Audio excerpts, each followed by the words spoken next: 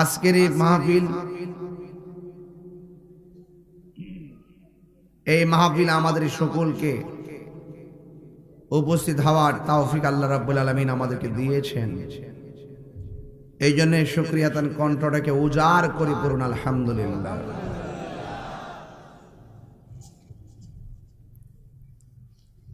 লাখ কোটি দরুদ ও সালাম ওই নবীর নূরানি কদম মুবারকে, যিনি হায়াতুন নবী। সুবহানাল্লাহ। আমার নবী কি মরা নবী না জিন্দা নবী? যিনি নূর নবী, নবী কি নূরের নবী না মাটির নবী? যিনি হাজির নাজির নবী। সুবহানাল্লাহ বলবেন না? যিনি হাশরের মাঠে উম্মতের জন্য সুপারিশ করবেন, সেই নবীর উম্মত হিসাবে আল্লাহ পাক আমাদের সকলকে কবুল করেছেন। এই জন্য শুকরিয়াতান কণ্ঠটাকে উজাড় করে দিয়ে পড়ুন আলহামদুলিল্লাহ।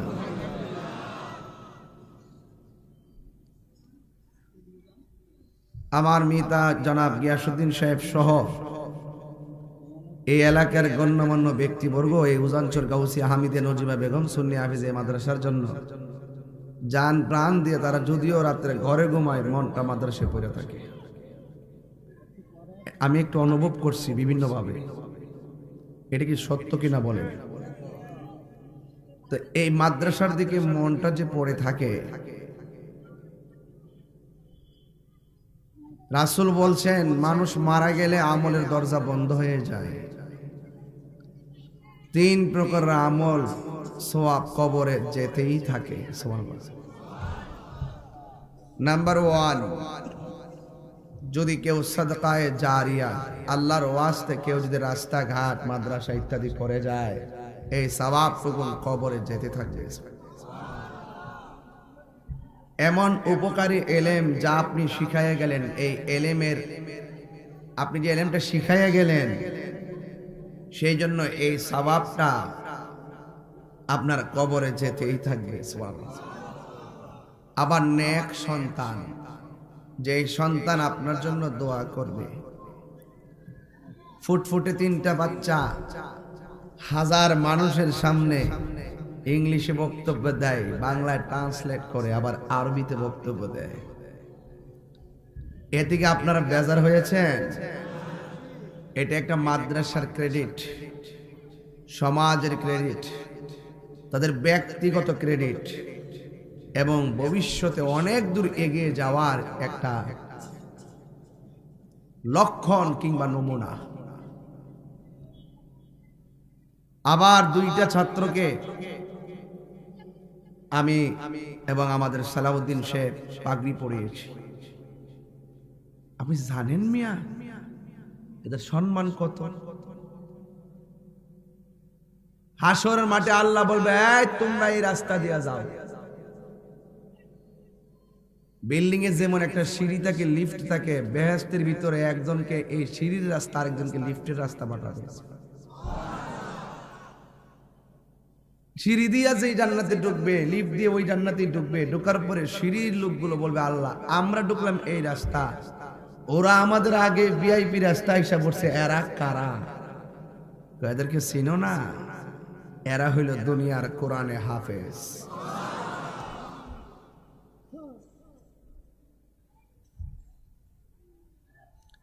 হাদিস শরীফের মধ্যে এসেছে, একটা কোরআনে হাফেজ 20 জনকে সুপারিশ করে জান্নাতে নিতে পারবে। তা আপনি যে খাওয়াইলেন ফুলাটা কি আপনারা বুইলা যাবো গা? আপনি যে জায়গাটা দিলেন হে থেকে বুইলা যাবো গা দাতারে? এর মা বাপরে কি ভুলে যাবে? যারা তাকে মোহাব্বত করবে, আনতা মা মানা হাবাবতা, আপনি যারা মোহাব্বত করবেন তাকেই তো আপনি স্মরণ করবেন। ঠিক কিনা বলেন? তাইলে এই মাদ্রাসাটা আমাদের জন্য একটা নিয়ামত। এই রাস্তা দিয়া যখন আমি যাই, মাদ্রাসাটা আমি দেখে যাই। না উঠলেও মাদ্রাসার ভিতরে না ঢোকার সময় পেলেও ভিতরে একটা নারা দিয়ে, এখানে একটা সুন্নিয়তের মার্কাজ আছে।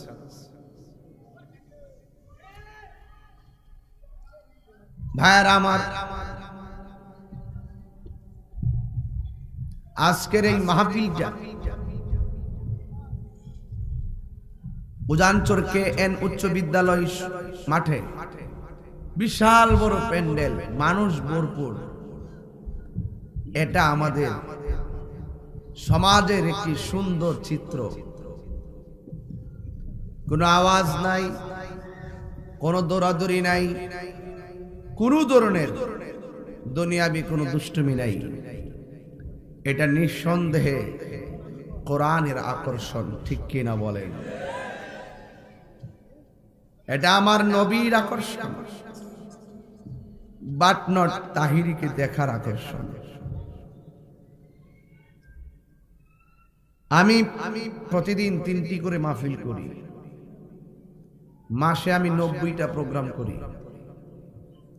এইভাবে 6 মাস আমার কন্টিনিউ মাহফিল থাকে। এখন রমজান মাস মার্চে চলে আসছে, রমজানেও 12টা লিখে ফেলাইছি, মাহফিল চলছে। আমার কোনো ক্ষমতা নাই একদিন বাড়ায়া খেদমত করবো যদি আমার আল্লাহ আমার নসিবে লিখে না রাখে। আমার কোনো ক্ষমতা নাই আমি আজকে ফুলাও দিয়ে ভাত খামো যদি আল্লাহ আমার কপালে লেখা না রাখে।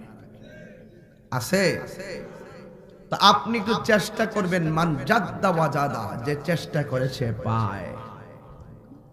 সন্তান যখন মায়ের পেটে থাকে, এই সন্তানটা পেটে থাকা অবস্থায় তার বাপ মার কাছে 3টা দাবি। একটু বড় করে বলেন তো ভাই, কয়টা দাবি? নাম্বার 1, সন্তান চায় আমি ভূমিষ্ঠ হলে আমার অভিভাবক আমার কানের মধ্যে আজান দিবে। কি দিবে? আমাদের মধ্যে কি আজান আছে? সিজারের 2 তলার উপরে অপারেশন হয়, বাচ্চা ফেট কেটে বাইর করছে, মার ফেট সিলাইতেছে, এমাদা বাচ্চারে তুলার ভিতরে ডোহাই দিছে, বাচ্চারে লইয়া নিচে নাইমা এক বাচ্চার মামা আয়া কয় ফেসবুকে স্ট্যাটাস দিয়ে আমি বাচ্চার মামা হয়েছি।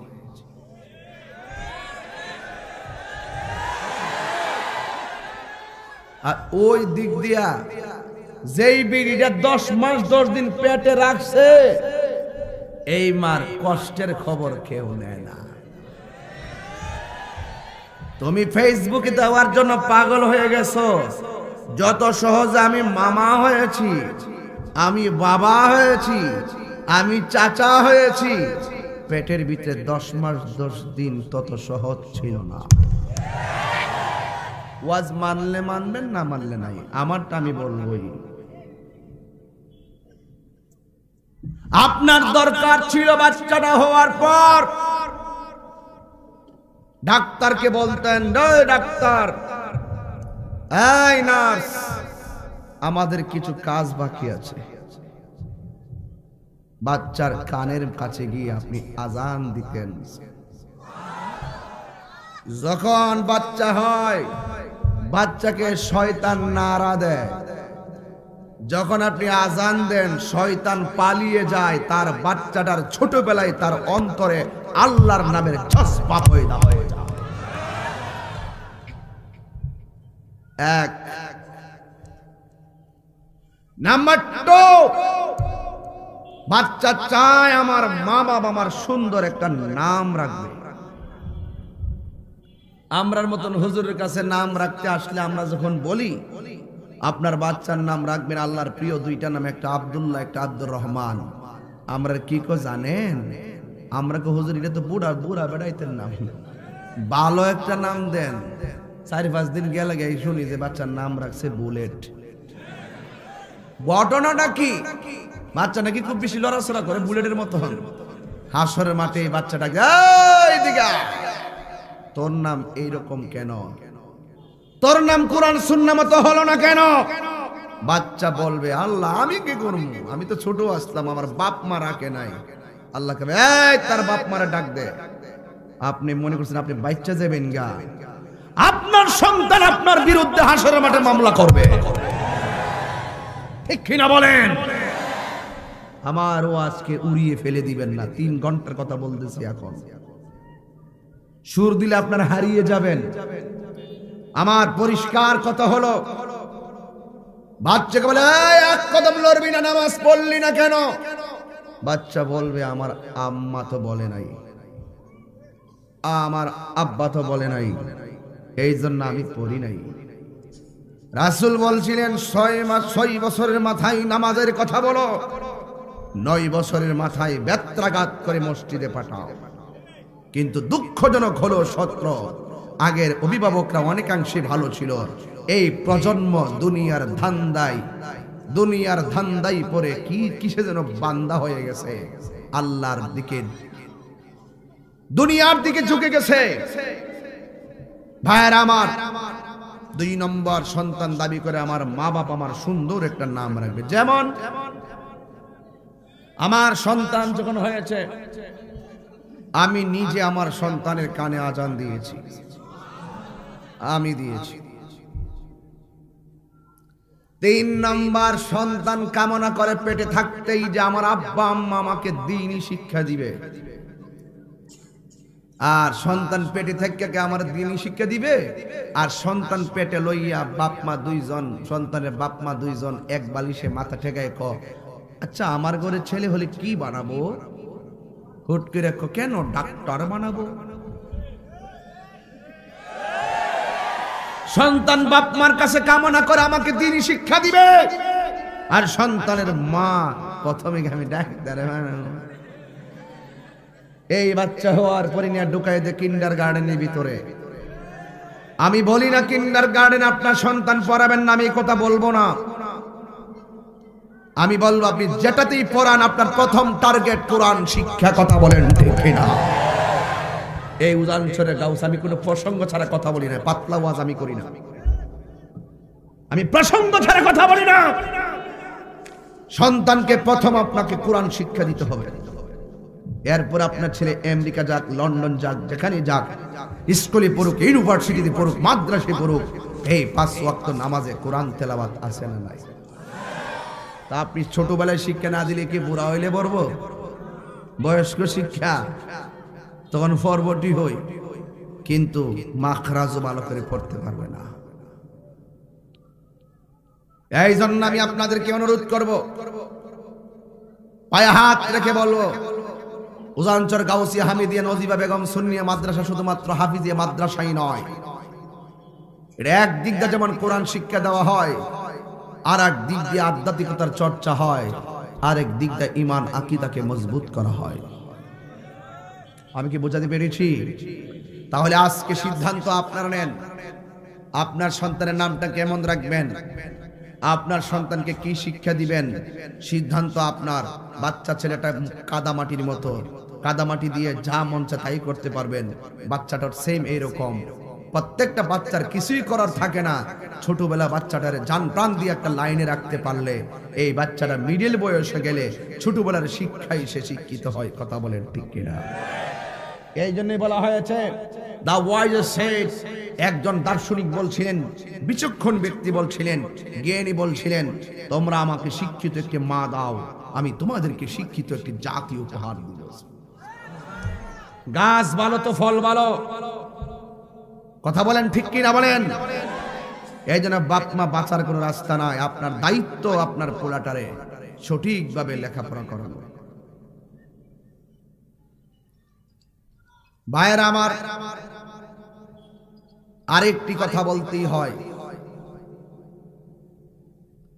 আমরা সুন্নি মাদ্রাসা এবং হাফিজিয়া মাদ্রাসা যেগুলো আছে, এই মাদ্রাসাগুলো আপনাদের অর্থায়নে চলে। আপনারা সহযোগিতা করেছেন বলেই কিন্তু বিল্ডিংটা হয়েছে। এটা 2 তলা করতে হবে।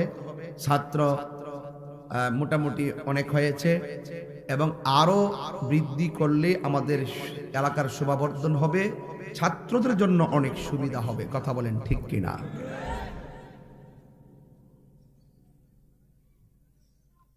আজকে অনেক মানুষের টাকা আছে, আজকে অনেক মানুষের পয়সা আছে, অনেক মানুষকে আল্লাহ পাক সম্পদ দিয়েছে, কিন্তু তার পকেটের টাকা যখন মাদ্রাসার জন্য বলা হয়, গরিবের জন্য বলা হয়, অভাবীদের জন্য বলা হয়, তখন তার পকেট থেকে টাকা বের হয় না।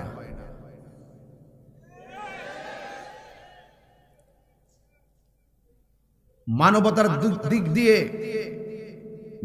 দিক দিয়ে ওই মানুষগুলো আসলে মূলত দরিদ্র, যাদেরকে আল্লাহ তৌফিক দেওয়ার পরেও দান করতে চায় না, যাদেরকে আল্লাহ পাক ধন সম্পদ দেওয়ার পরেও দান করতে চায় না, গরিবকে দান করতে চায় না, অসহায় মানুষদেরকে দান করতে চায় না, এবং তার সম্পদের উপরে আল্লাহ যে যাকাত দিয়েছেন গরিবকে দেওয়ার জন্য, যাকাতের টাকাটা দেওয়ার জন্য তার পকেটে হাত ঢোকে না, এই লোকটা সামাজিকভাবে সবচাইতে মানবতার দিক দিয়ে দরিদ্র।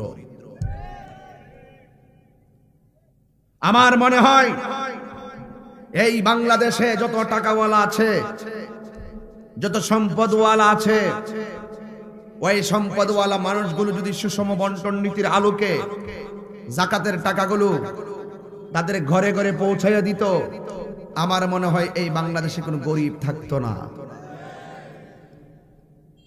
এই বাংলাদেশে যত জমিন আছে, যার যার জমিনগুলো যদি সে নিজেরা মতন করে যদি ফসল ফলাতো এবং গুরুত্ব দিত, তাহলে 2023 সালে যে দুর্ভিক্ষের পূর্বাভাস আমরা পেয়েছিলাম, এই পূর্বাভাস আমাদের এই নিউজটা কানে শুনতে হতো না। আপনার ঘরকে আপনি ঠিক করতে হবে, আপনার জমিন আপনাকে ফসল ফলাতে হবে। আপনাকে আল্লাহ সম্পদ দিলে ওই সম্পদকে পবিত্র করতে হলে আপনি যাকাতের টাকা ভোগ করতে পারবেন না, আপনি গরিবকে দিতে হবে, কারণ যাকাতের টাকাটা এটা আপনার না, আল্লাহ আপনাকে দিয়েছেন। ওই টাকার ভিতরে গরিবের হক আছে, এই টাকাটা গরিবের অধিকার। বড় করে বলেন ঠিক কিনা বলেন। এই দেশটা যদি হতো একটি ব্লাড ব্যাংকের মতন, এই দেশটা যদি একটা ব্লাড ব্যাংকের মতো হতো, এই দেশের পরিবেশটা যদি একটা ব্লাড ব্যাংকের মতো হতো, তাহলে সেখানে ধনী দরিদ্র বিভিন্ন ধর্মের মানুষ যার যার ধর্ম পালন করবে, বিভিন্ন ধরনের ধর্মের মানুষগুলো যার যার উপাসনা করবে। আমি আমার ধর্ম পালন করব, আপনি আপনার ধর্ম পালন করবেন। হিন্দু মন্দিরে যাবে, বৌদ্ধ পেগোডায় যাবে, খ্রিস্টান গির্জা যাবে, মুসলমান মসজিদে যাবে, আমার পাশে দরিদ্র বসবাস করবে। আমার যদি সারাটা বাংলাদেশের পরিবেশটা যদি ব্লাড ব্যাংকের মতো হতো, তাহলে আমরা কি করতে পারতাম? আমরা সকলকে মানবতার দৃষ্টিতে দেখতে পারতাম, তবেই এই দেশটার ভিতরে একটি মানবতার রাষ্ট্র প্রতিষ্ঠিত হতো। আমরা পারি শুধুমাত্র গরিবের গলা চিপ দিয়ে আরো মেরে ফেলতে জানি। আমরা গরিবকে ভালো চোখে দেখি না। সবচেয়ে অবহেলিত, সুবিধা বঞ্চিত এই বাংলাদেশে অনেক প্রতিবন্ধী আছে কিনা বলেন? এই বাংলাদেশের অনেক প্রতিবন্ধী আছে। কেউ রাস্তাঘাটে অ্যাক্সিডেন্ট করে পা চলে গেছে, কেউ জন্মগতভাবে প্রতিবন্ধী, কেউ বিভিন্ন কারণে প্রতিবন্ধী হয়ে গেছে। এই প্রতিবন্ধী মানুষগুলো আজকে সুবিধা বঞ্চিত। আমার মনে হয় আমরা সকলে যদি মানবতার হাত বাড়িয়ে দিতাম, আমরা সকলে যদি মানবতার হাত বাড়িয়ে ভালোবাসা প্রকাশ করতাম এবং তাদের পাশে যদি আমরা সাপোর্ট দিতাম, তাহলে তারা প্রতিবন্ধী হয়েও তাদের মনটা অনেক বড় থাকতো, আর বাংলাদেশটি একটি মানবতার রাষ্ট্রে উন্নীত হতো এবং দেশটা আরো সুন্দর হতো। কথা বলেন ঠিক না বেঠিক? তাহলে আপনি আমি, আল্লাহ যদি আমাদেরকে তৌফিক দিয়ে থাকে, এই মাদ্রাসার জন্য আপনারা দান করবেন। আমি যাতে কথা বলতেছি 2.5 ঘন্টার ওয়াজ করে ফেলছি। এই প্রত্যেকটা কথা আমি সুর দিয়ে বলে অনেক দূর যেতে পারতাম। আমি বুঝাইতে চেষ্টা করতেছি, বিভিন্ন বহুত ঘটনা বলছি, অনেক ঘটনা বলছি, অনেক ঘটনা বলে বলে ওয়াজ করেছি। এখন দেখলাম এই ঘটনা কেবল ঘটনাতে থাকে, কিন্তু চেতনা ভিতরে লালন হয় না। যেই ঘটনা শোনার পরে হৃদয়ের চেতনা লালন হয় না, এই ঘটনার দরকার নাই। আপনাকে আমাকে অবশ্যই প্রথম মানুষ হতে হবে, মানুষ হতে হবে। কারণ ইসলামের কয়েকটা অর্থ, এর মধ্যে একটা অর্থ হলো মানবতা। মানুষ আজকে অপশুতে পরিণত হয়েছে। মানুষ আজকে পশুতে পরিণত হওয়ার কারণে আজকে 5,000 টাকা দিলে একটা মানুষকে খুন করে ফেলে। কথা বলেন ঠিক কি না বলেন?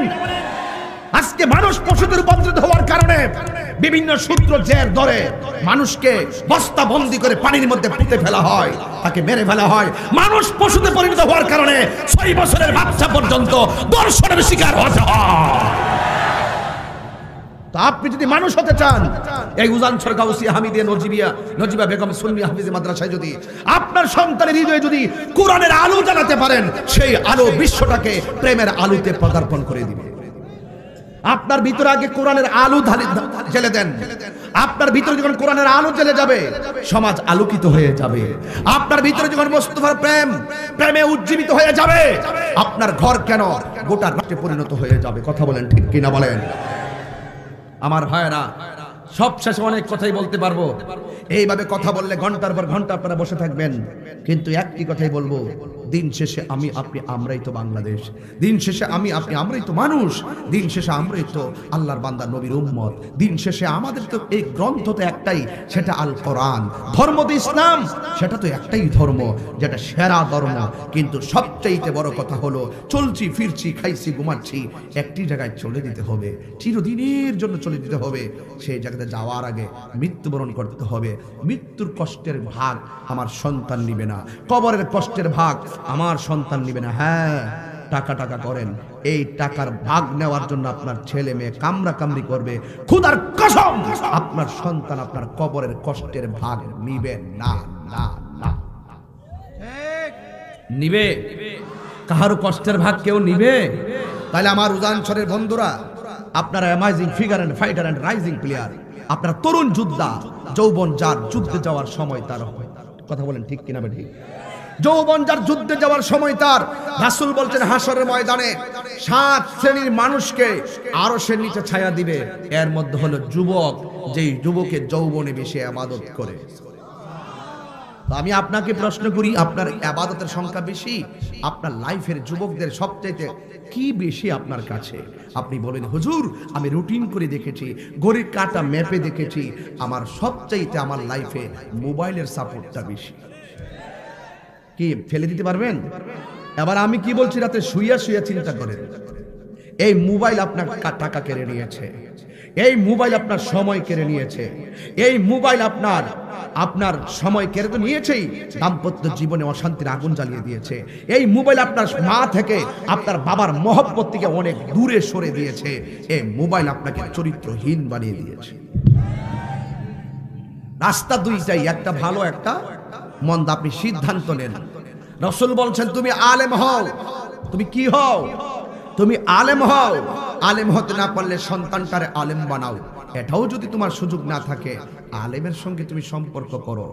কোরআন যেখানে শান্তি সেখানে, রাসূল যেখানে শান্তি সেখানে। বাবা মা, আপনারা জবানটা খুলে বলুন, আসল ঘরের নাম কি? বিল্ডিংটা কবর। আরো জোরে বলুন, আরো বড় করে বলুন। এই কবরের খবর মাঝে মাঝে নেওয়ার দরকার আছে না ভাই? আমার বাবা যে শুয়ে আছে, শীতের মধ্যে কম্বল আছে, যদি প্রেমিক হয়ে থাকে আল্লাহ জান্নাতের বিছানা পাঠিয়ে দিবে। আর যদি প্রেমিক হতে না পারেন, তাহলে আপনার অবস্থা ভয়াবহ হবে। এই জন্য যুবক ভাইয়ের আমার, কোরআনের আলোতে আলোকিত হন, নবীর প্রেমে আলোকিত হন, তাইলে দেখবেন জীবনটা অনেক সুন্দর হবে। এই যে এতক্ষণ কথা বললাম, একটু তাকায় দেখেন তো, একটা মানুষের চেহারায় হাসি নাই, একটা মানুষের মুখে কোনো কথা নাই, একটা মানুষ দুনিয়াবি গল্প করে না। মানুষগুলো দাঁড়িয়ে আছে প্যান্ডেলের বাহিরে। কারণটা কি? আমি যা বলতেছি আপনি আমার কথা ফেলে দিতে পারবেন না। আমি মনে করি ছেলেরা অনেক ভালো, এদেরকে সঠিক মেসেজ দিতে পারলে এই ছেলেরা এই সমাজটাকে সুন্দর করে সাজাবে। আমি আসবো একদিন, এই ছেলেরা থাকবে প্রতিদিন। কথা বলেন ঠিক কিনা বলেন? আপনার সমাজ আমি এসে গুছাতে পারবো না যদি আপনার সদ ইচ্ছা না থাকে। এই যুবকরা আমার সঙ্গে কি একমত আছেন? আপনারা কি আমার সঙ্গে একমত আছেন? আমি প্রায় মাহফিলে বলেছি, হোয়াট ইজ লাইফ? জীবন কি? Life is journey. আমি প্রায় মাহফিলে বলছি, জানেন হোয়াট ইজ লাইফ? জীবন কি? Life is journey. জীবন মানে সামনে যাও, জীবন মানে পিছনে যাও, জীবন মানে ডানে যাও, জীবন মানে বামে যাও। জীবনে দুইটা সুযোগ, একটা ভালো আর একটা মন্দ, একটা খাও আর একটা না খেয়ে থাকো, এক গীবত করো, নামাজ পড়ো, রোজা রাখো, ভালো দিক মন্দ দিক। ইচ্ছে করলে নামাজ পড়তে পারবেন, আর নয় শুধু খেতে পারবেন। ইচ্ছে করলে আপনি রোজা রাখতে পারবেন, ঘুষও খেতে পারবেন, মানুষকে ভালোবাসতে পারবেন, মানুষকে খুন করতে পারবেন। এখন আপনার কাছে আমার প্রশ্ন, বিতে বার্থ, ডিতে ডেথ। বার্থ মানে জন্ম, ডেথ মানে মৃত্যু, মাঝখানে হলো সি। সিতে চয়েস। আপনি চয়েস করুন, আপনি চয়েস করুন। আপনি কি সুদ খাবেন নাকি নামাজ পড়বেন, রোজা রাখবেন নাকি ঘুষ খাবেন, জিনা করবেন নাকি জিকির করবেন? আপনার চয়েস আপনাকে করতে হবে, আপনার চয়েস আপনাকে করতে হবে, আপনার জায়গা আপনাকে তৈরি করতে হবে, আপনার পথ চলা আপনাকে ক্লিয়ার করতে হবে। তাইলে আমি আপনাকে সহজ করে দিচ্ছি, আপনি কোনটা চয়েস করবেন? A B C D, B তে বার্থ, সি তে চয়েস, ডি তে ডেথ, জীবন মৃত্যুর মাঝখানে সি তে চয়েস, মাই চয়েস, এভরিবডি ফলো মি। আপনারা আমাকে ফলো করেন, আমার চয়েসটা যদি মিলে যায় হাতে হাত মিলিয়ে ফেলবো, তাই দেশ সুন্দর হয়ে যাবে। মাই চয়েস, মাই চয়েস, আমার পছন্দ হলো holy Quran. The holy Quran is the constitution of human life. My choice Islam, my religion Islam. আমার মাই চয়েস আমার প্রফেট হযরত মুহাম্মদ সাল্লাল্লাহু আলাইহি সাল্লাম। আমার চয়েস আমার রাহমাতুল লিল আলামিন। মাই চয়েস আমার আল্লাহ। Allah is our almighty and our creator. আল্লাহ সর্বশক্তিমান, আল্লাহ আমাদের সৃষ্টিকর্তা, আল্লাহ, রাসূল, ইসলাম, কোরআন, এই চারটাকে যদি আপনি চয়েস করতে পারেন, আপনি আপনার দ্বারা সম্ভব এই দেশকে, আপনার জীবনকে ইহকাল পরকালে সুন্দর করার জন্য। কথা বলেন ঠিক কিনা? আপনারা কি আমার সঙ্গে একমত?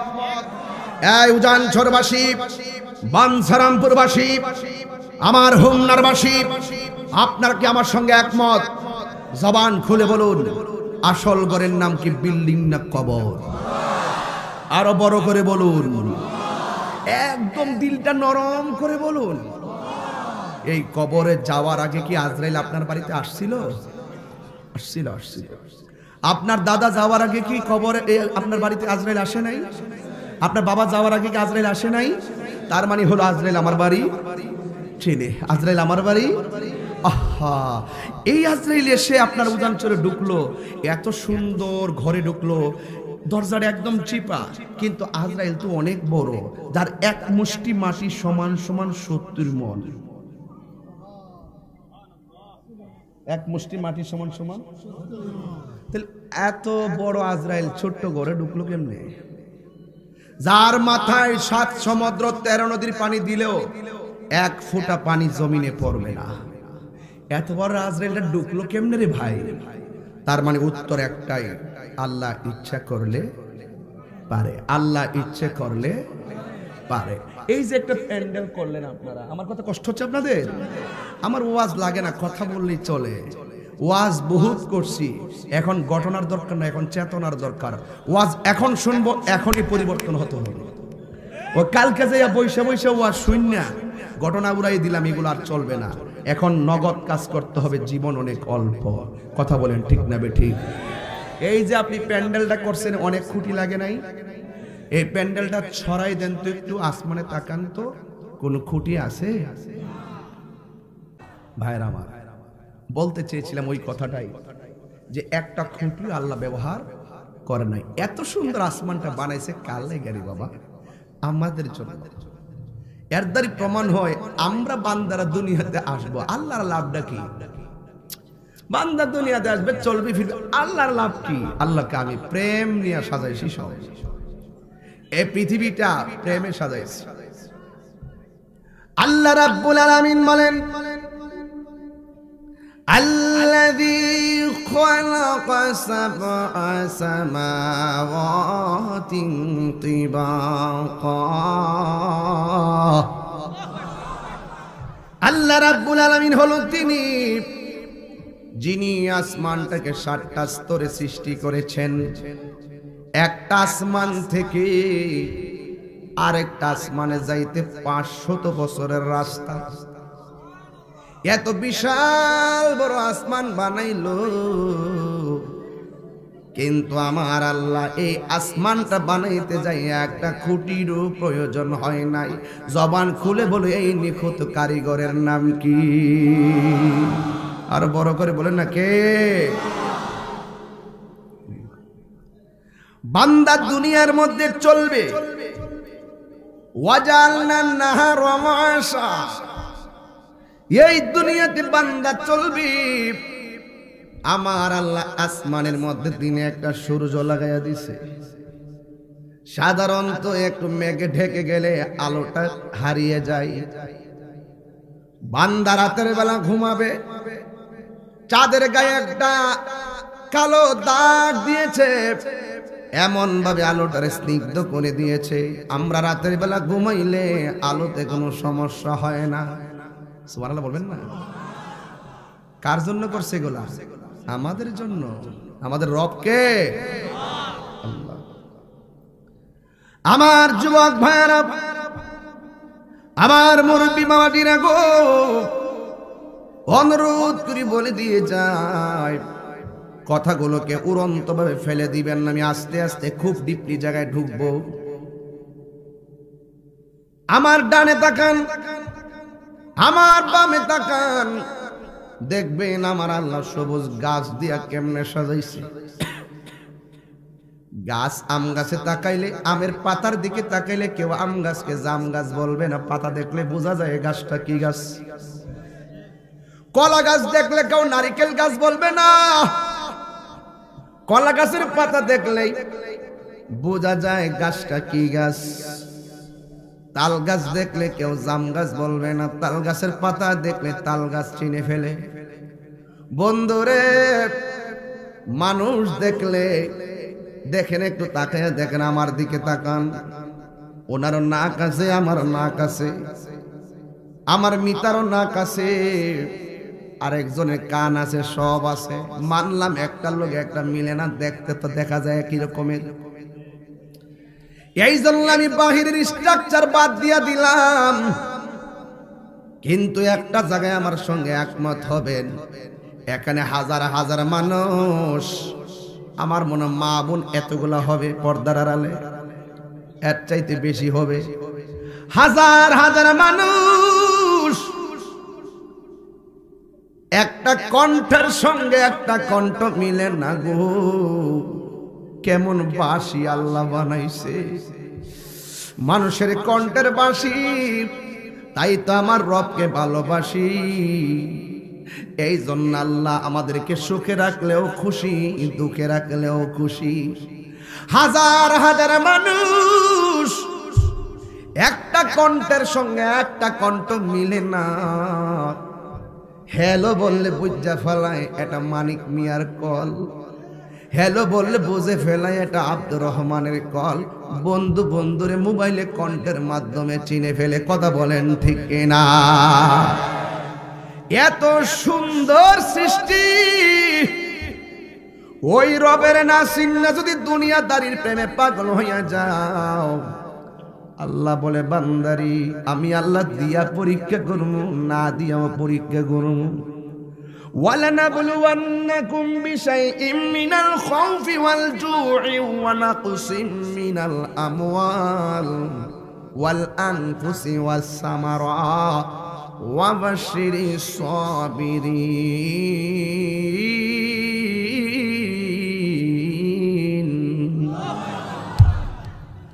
আল্লাহ বলে আমি আল্লাহ তোরে ভয় দিয়ে পরীক্ষা করব, আমি আল্লাহ তোরে ক্ষুধা দিয়ে পরীক্ষা করব, আমি তোরে জানের উপরে পরীক্ষা করব, আমি তোরে মালের উপরে পরীক্ষা করব। ও বান্দা, তুমি যদি সব পরীক্ষায় ধৈর্য ধারণ করতে পারো, আল্লাহ বলে আমি তো জান্নাত বানাইছি ধৈর্যশীলদের জন্যই। এই ধৈর্য এমন একটা গুণ, ধৈর্য যদি আপনার থাকে, আপনার জীবনের সফলতা অটোমেটিকলি চলে আসবে। আর আপনার মধ্যে যদি হিংসা থাকে, রিয়া থাকে, অহংকার থাকে, আর যদি অধৈর্য হয়ে যান, তাইলে আপনি লক্ষ্যস্থল থেকে লক্ষ্যভ্রষ্ট হয়ে যাবেন। বন্ধুরে আমার, গত 4 দিন আগে আমি একটা লাশের গোসল দিছি নিজের হাতে। এই লাশটার আমি কাফন পরাইছি নিজের হাতে। এই লাশটার জানাজার ইমামতি করছি আমি নিজে। লাশটার কবরের মধ্যে মাটি দিলাম। গোসল করানোর সময় আর উযু করাইলাম, খিলাল করাইলাম, ডান পাশে ধুইলাম, বাম পাশে ধুইলাম, এমন ভাবে তার শোয়ার থেকে উঠাইয়া বইসা পেটের মধ্যে চাপ দিলাম কোনো নাপাক বের হয় কিনা, এমন ভাবে আমি গোসলটা করাইলাম। ও বন্ধু রে, ও বন্ধু, আমি তার চোখের মধ্যে সুরমা লাগাইয়া দিলাম, তার শরীরের মধ্যে আতর ছিটাইয়া দিলাম। এইভাবে আমি তার বিদায় দিয়ে দিলাম একটা ঘরের জন্য। এই বিদায়টা আপনারও দিবে, এই বিদায়টা আমারও দিবে, এই বিদায়টা আপনার বাবারও দিয়েছেন, এই বিদায়টা আপনার দাদারও দিয়েছেন।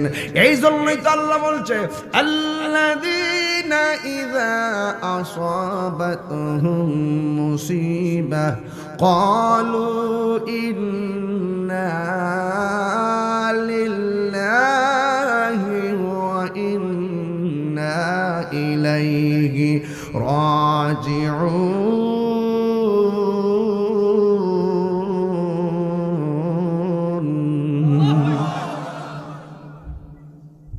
বিপদে পড়লে সাহায্যকারী কে? বিপদে পড়লে সাহায্যকারী কে? ও আল্লাহ, তুমি আমরারে বানাইছো, আমরা তো তোমার দিকে চলে আসি। দেখেন আমরা মুসলমান ধর্মটা পাইলাম, ইসলাম ধর্ম। অন্য ধর্ম আছে, হিন্দু ধর্মের লাশটা পুরাইয়া ফেলাই, কিন্তু আমরা মুসলমান এমন একটা ধর্ম পাইলাম, মরে গেলে মুখের উপরে কম্বল দিয়া ডাকে না, পাতলা একটা কাপড় দিয়া মুখটারে ডাকে। গোসল করাইতে গেলে গরম পানি দেয় না, কুসুম গরম পানিতে যেন আরাম লাগে, যেন আরাম আরাম লাগে, এমন একটা মনোমানসিকতা। আমার পুরান কাপড় দেয় না, নতুন কাপড় দেয়। শুধুমাত্র তাই না গো, মরে গেলে আপনারে আতর লোভান দিয়া দেয়, আতর লোভান দিয়ে আপনারে সুন্দর করে সুরমা দেয় চোখের ভিতরে, খাটের মধ্যে সুন্দর করে শোয়ায়, কান্দের মধ্যে কইয়া হাজার হাজার মানুষের কাছে নিয়ে যায়, কবরের মধ্যে সুন্দর করে এমন ভাবে লামায়া দেয় যেন আপনার গায়ে ব্যথা না লাগে। অথচ আপনি তো অনুভূতিহীন, কিন্তু আমাদের মাঝে তো মায়া আছে। জীবিত মানুষগুলো মায়া কইরা কইরা কবরের মধ্যে নামায়। এইভাবেই তো বাবা আমাদেরকে সাজায় গুজাইয়া দে। আমার যুবক ভাইয়েরা, আমার মুরব্বী বাবাজিরা গো, ও আমার এই উজানচরের বাবারা, আমাকে ইন্তেজামিয়া কমিটি বলছে একটু কবর নামাজ রোজা সামাজিক আলোচনা করার জন্য। এই জন্য আমি এই দিকটা আলোচনা করতেছি। ও যুবক, মরে গেলে মন্ত্রীগিরি শেষ, ও যুবক মরে গেলে চেয়ারম্যানগিরি শেষ, ও যুবক মরে গেলে তাহিরির বক্তাগিরি শেষ। এই মুহূর্তে যদি তাহিরি মারা যায়, ফেসবুকের মধ্যে একদম গরম হয়ে যাবে, নাই নাই তাহিরি দুনিয়াতে নাই। 3 দিন পর্যন্ত একেবারে এলাকা রন্ধ্রে রন্ধ্রে ওয়াজে মাহফিলে সব ইউটিউবে আর ফেসবুকে গরম হয়ে যাবে। যেই মাত্র 4 দিন চলে যাবে, ফেসবুক আবার আগের মতো স্বাভাবিক হয়ে যাবে। কিন্তু মনে রাখবেন, এই পৃথিবীর কেউ আপনার কবরে যাবে না, 1 ইঞ্চি জায়গাও আপনাকে করে দিবে না। এই কবরটা বড় ভয়ঙ্কর জায়গা। আমার নবী বলছে এই কবরটা হলো কাহার জন্য জাহান্নামের বাগান, জাহান্নামের গর্ত। আবার কবরটা কাহার জন্য জান্নাতের বাগান, কবরটা কাহার জন্য জান্নাতের টুকরা, আবার কাহার জন্য জাহান্নামের গর্ত। বন্ধুরে আমার, এই কবরে যাওয়ার আগে আল্লাহর ওয়াস্তে একটু নামাজি হইয়া যান। এখন প্রশ্ন করে, হুজুর নামাজের কথা কেন বললেন? কমিটির আমার বলছে বলার জন্য, তাই বলছি। কিন্তু কবর আযাবের সঙ্গে রিলেটেড আলোচনা। আমার নবী, আপনার নবী বলেন, বেনামাজি হইয়া যদি তুমি কবরে যাইবা, ওই কবরের ভিতরে 3টা শাস্তি শুরু হয়ে যাবে। এর মধ্যে একটা শাস্তি হলো ওই কবরের মাটি 2 কান্দা তোমারে চাপা মারবো, এমন ভাবে তোমারে চাপা মারবো, ডান পাশের হাড্ডিগুলো বাম পাশের হাড্ডির ভিতরে ঢুকে যাবে, আর ডান পাশের হাড্ডিগুলো বাম পাশের হাড্ডির ভিতরে ঢুকে যাবে। ও বন্ধু, ও যুবক ভাইরা আমার, আপনার আমার কবরের আপন আর কেউ হবে না। এই জন্য আমার নবী, আপনার নবী বলেন, বেনামাজি হইয়া কবরে গেলে তোমার চতুর্দিকে তোমাকে মাটিগুলা চাপা মারবে। আমার নবী বলে, তুমি এমন যদি একটা চিৎকার মারবা গো, যুবক কবর আযাব থেকে বাঁচতে চাননি? আপনার আব্বা আম্মা কবর আযাব থেকে শাস্তি থেকে মুক্তি পাক, আপনারা চান কি চান না? আরো জোরে করে চান কি চান না? কেহ লইল আতর লোবান, কেহ লইল জল। এইভাবে কি আনুষ্ঠানিকতা! চতুর্দিকে মশারি টানাইয়া আমারে গোসল দিয়া দিব, আমি নিজে কাইতনটা তার কোমর দিকে কাটছিলাম, আমার হাতের মধ্যে আংটি আছে, এই আংটিটা আমারে কুইন্না রাইখা দিব। ওই কবরের ভিতরে গেলে আমার নবী কয় ওই কবরে গেলে তোমার ডান পাশের মাটি যখন চাপা মারবো তোমার কণ্ঠটা এত ভয়ঙ্কর চিৎকার বের হবে। নবী বলেন কবরের মাটির চাপা খাইয়া ওই মানুষটা যে চিৎকারটা মারবো গো, এই কান্নার আওয়াজ যদি তোমাদের নাক কানের মধ্যে লাগতো তাইলে ওই কানের মধ্যে লাগার কারণে ওই মানুষটা জেতা মানুষটা কানের মধ্যে লাগার কারণে ওই জেতা মানুষটা কানের পর্দা ফাইটা রক্তকরণ হতে মারা যাইত। ওই কবরের ভিতরে বেনামাজি এমন জোরে চিৎকার মারবে। 2 নম্বর শাস্তি হলো বেনামাজির কবরে জাহান্নামের আগুন ধরাইয়া দেওয়া হবে, জাহান্নামের আগুন ধরাইয়া দেওয়া হবে। এই জন্য যুবক ভাইরাই আমার, ওই আগুন তুমি সহ্য করতে পারবা না। উদানচরে আগুন লাগলেন নিবাইতে না পারলে হুমনা কিংবা বানসারামপুর থেকে ফায়ার সার্ভিস আসবে আগুন নিবাইবার লাইগা, কিন্তু কবরের ভিতরে জাহান্নামের উত্তাপ দেওয়া হবে। কিন্তু তুমি এত কান্নাকাটি করবা, এই দুনিয়া তুমি মারা যাওয়ার পরে যখন কবরে আগুন ধরে গেছে, নামাজ না হইরা মোবাইল চালাইছো, নামাজ না হইরা ব্রিজে বসে আড্ডা মারছো, নামাজ না হইরা কম্বলের নিচে ঘুমাই রইছো, কিন্তু নামাজ না হইরা যারা কবরে গেছে তোমার বাবা কিন্তু কবরে আগুন দিয়া জ্বলতেছে। ও যুবক, ওই মানুষটা কবরে আগুন দিয়া জ্বলে, তুমি মনে কইরো না তোমার আগুনে জ্বলার কারণে তোমার সন্তান দুঃখী হবে।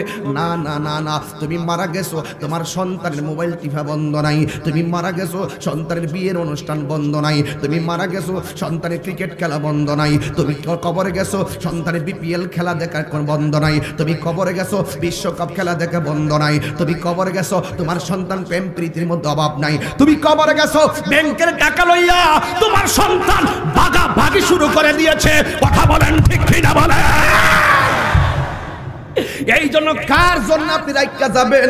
ওই দিন দেখলাম চট্টগ্রামে একটা লোক মারা গেছে 52 লাখ টাকা লইয়া, সন্তান কামরা কামড়ি লাইগা গেছে, বাবার জানাজা পড়ে না, বাবার জানাজা পড়ে না, বাবার দাফনও করে না। এবার পুলিশে খবর পাইয়া ওই সন্তানের বাবার গোসল দেওয়াইছে, জানাজার নামাজ পড়াইছে, এরপরে দাফন করাইছে।